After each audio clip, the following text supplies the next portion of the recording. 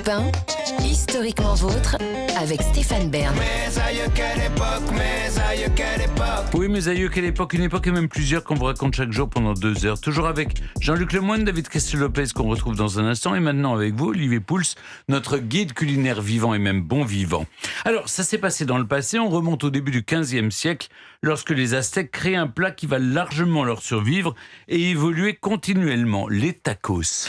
Oui, alors là, je crois franchement que si les Aztèques passaient la porte d'une franchise d'un de ces établissements qui fleurissent un peu partout en France et qui se piquent de vendre des tacos, ils feraient un AVC doublé d'une crise cardiaque. Parce que disons qu'entre le produit original et son évolution actuelle chez nous, il y a un gouffre. Reprenons donc depuis le début. Vous l'avez dit, les tacos sont originaires d'Amérique du Sud, plus précisément du Mexique, et on en fait mention dès le XVe siècle dans la civilisation aztèque. Le maïs, nourriture des dieux, était omniprésente dans l'alimentation de ces populations à l'époque. Il était consommé de nombreuses façons, dont une en farine qui, mélangée à de l'eau et cuite sur une pierre, donnait une fine galette qu'on appelle la tortilla.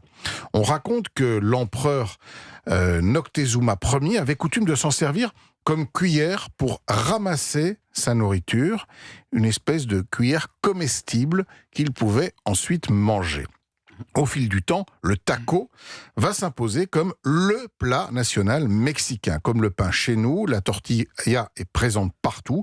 Il faut dire qu'elle n'est pas chère et facile à réaliser.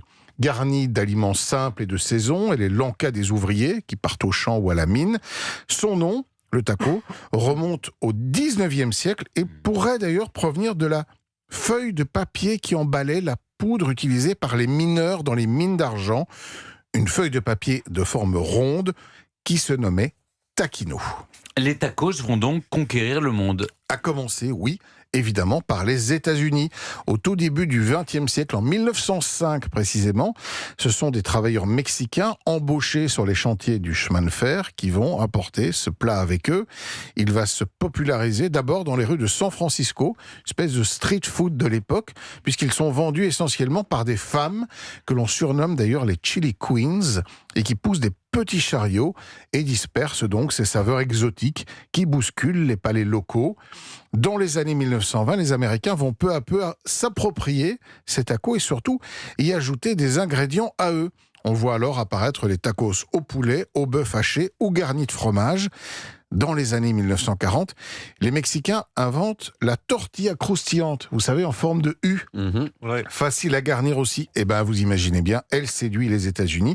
Et puis en 1962, naît une chaîne qui va largement contribuer à populariser encore davantage les tacos, Taco Bell.